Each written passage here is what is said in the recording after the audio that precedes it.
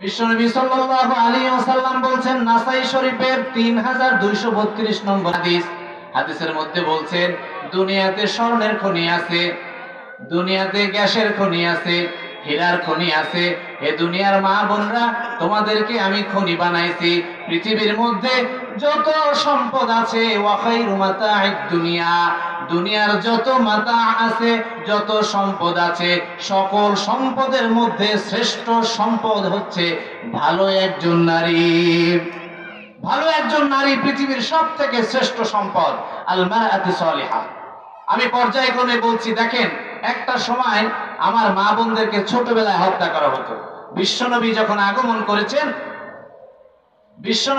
আগমন করেছেন, আগমন করার পরে বিশ্বনবী বলেছেন, দেখো, তোমাদের অধিকার আমি বাস্তবায়ন করছি। কি?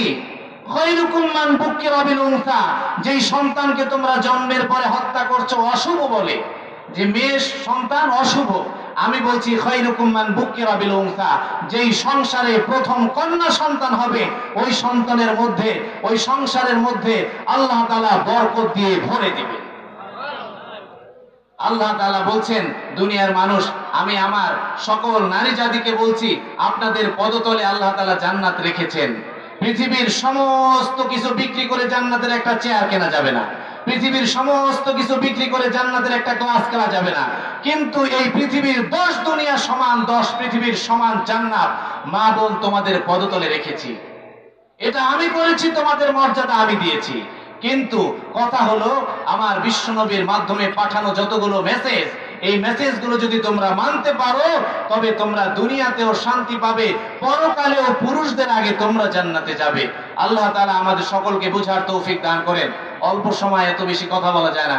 আসলে একটা হচ্ছে তাকওয়ার বিষয়, মা বোনদের বিষয়ে দু একটা কথা বলার ইচ্ছা ছিল, আসলে আমার বিষয়গুলো ক্লিয়ার করতে পারি নাই।